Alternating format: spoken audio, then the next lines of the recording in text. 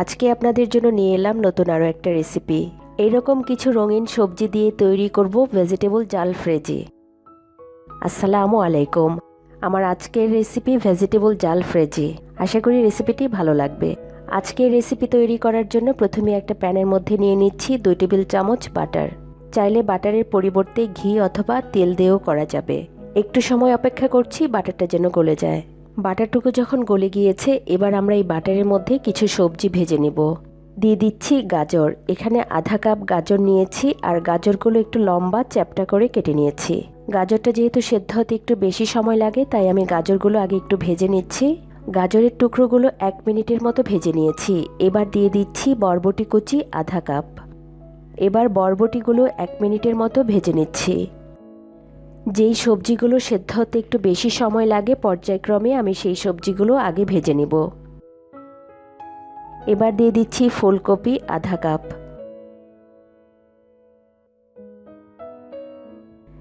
দিয়ে দিচ্ছি বেবিকর্ন। বেবিকর্নগুলো একটু লম্বা করে কেটে নিয়েছি।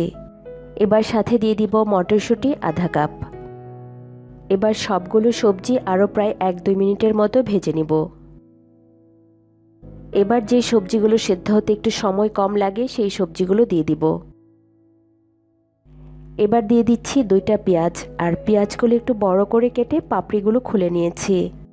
এখানে আমি 3 রঙের ক্যাপসিকাম ব্যবহার করব। প্রথমে দিয়ে দিচ্ছি লাল, দিয়ে দিচ্ছি সবুজ ক্যাপসিকাম, এবার দিয়ে দিচ্ছি হলুদ ক্যাপসিকাম, সাথে দিয়ে দিচ্ছি পরিমাণ মতো লবণ। এবার সবগুলো সবজি আমি 3-4 মিনিটের মতো ভেজে নিব। সব সবজি আমি আধা কাপ করে নিয়েছি, আর সমস্ত সবজিগুলোই মোটামুটি একরকম করেই কেটে নিয়েছি। সবজিগুলো ভাজার সময় চুলার আঁচ মিডিয়াম এবং হাইয়ের মাঝামাঝি থাকবে।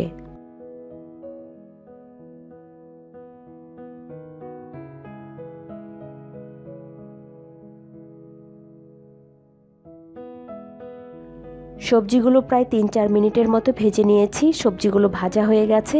এবার একটা বাটির মধ্যে তুলে নিচ্ছি।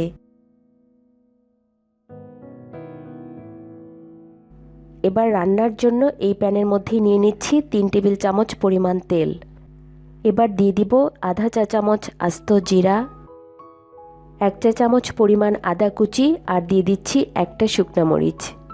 এবার সব কিছু একটু হালকা করে ভেজে নিতে হবে।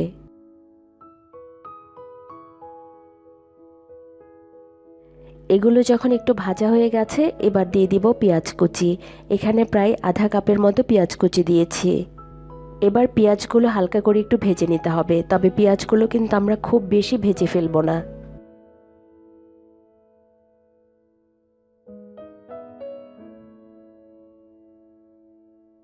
দিয়ে দিব রসুন। এখানে 2 কোয়া রসুন কিমা করে কেটে নিয়েছি।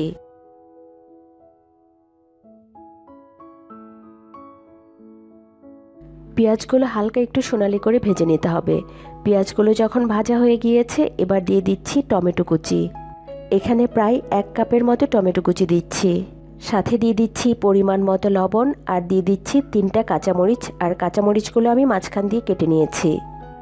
সব কিছু নেড়েচেড়ে একটু মিশিয়ে দিব, আর টমেটোটা সেদ্ধ হওয়ার জন্য একটু অপেক্ষা করব।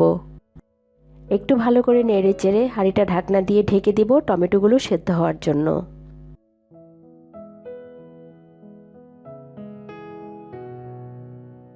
টমেটোগুলো যখন একটু নরম হয়ে যাবে, এই পর্যায়ে আমরা মশলাগুলো দিয়ে দিব।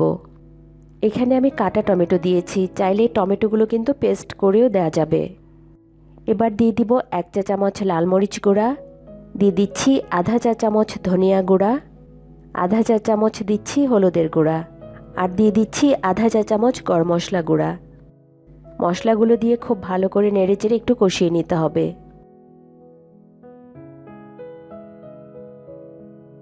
এবার দিয়ে দিব 1 চা চামচ কাসুরি মেথি। 2 হাতে এভাবে একটু ঘষে দিলে ফ্লেভারটা ভালো আসে।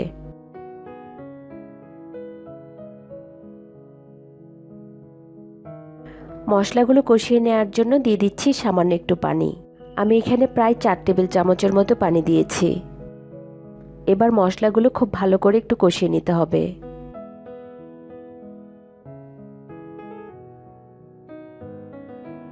মশলাটা যখন কষানো হয়ে গেছে, এবার দিয়ে দিচ্ছি 2 টেবিল চামচ টমেটো সস। সসটুকু দিয়ে মশলার সঙ্গে খুব ভালো করে নেড়েচেড়ে মিশিয়ে নিতে হবে।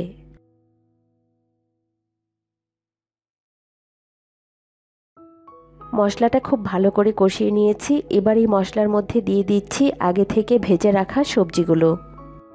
এই সবজিটা কিন্তু খুব বেশি নরম হবে না, একটু ক্রাঞ্চি থাকবে, তাহলে খেতে ভালো লাগবে। সবজিগুলো দিয়ে খুব ভালো করে নেড়েচেড়ে মশলার সঙ্গে মিশিয়ে নিতে হবে। আর এই সময় চুলার আঁচ মিডিয়াম থেকেও কিছুটা কম থাকবে। এবার দিয়ে দিব আধা চা চামচ ফ্রেশ গোলমরিচ গুঁড়া। এবার সব কিছু খুব ভালো করে নেড়েচেড়ে মিশিয়ে নিতে হবে।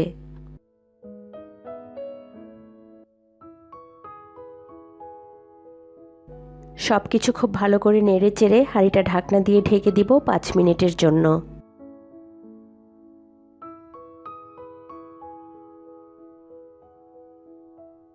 এবার দিয়ে দিব 2 টেবিল চামচের মতো ধনেপাতা কুচি। ধনেপাতাটুকু দিয়ে আবারও একটু ভালো করে নেড়েচেড়ে মিশিয়ে নিচ্ছি। আমার সবজিটা রান্না করা হয়ে গেছে, আর সবজির রং কিন্তু ঠিক আছে, দেখতেই কিন্তু খুব ইয়াম্মি লাগছে। আমার রান্নাটা করা হয়ে গেছে, এবার চুলা থেকে নামিয়ে পরিবেশন করব। এই জাল ফ্রেজিটা কিন্তু রুটি, পরোটা, নুডলস, পোলাও বা ফ্রাইড রাইসের সাথে খেতে কিন্তু খুবই ভালো লাগে। আশা করি আজকের এই রেসিপিটি আপনাদের ভালো লেগেছে। ভালো লাগলে লাইক এবং কমেন্ট করে আমাকে জানাতে পারেন। ভিডিওটি ভালো লাগলে চ্যানেলটি সাবস্ক্রাইব করে রাখবেন। আর সাবস্ক্রাইব করার সময় পাশে থাকা বেল আইকনটি প্রেস করে দিবেন, যার ফলে পরবর্তী ভিডিও আপলোড হওয়ার সাথে সাথেই নোটিফিকেশন পৌঁছে যাবে আপনার কাছে।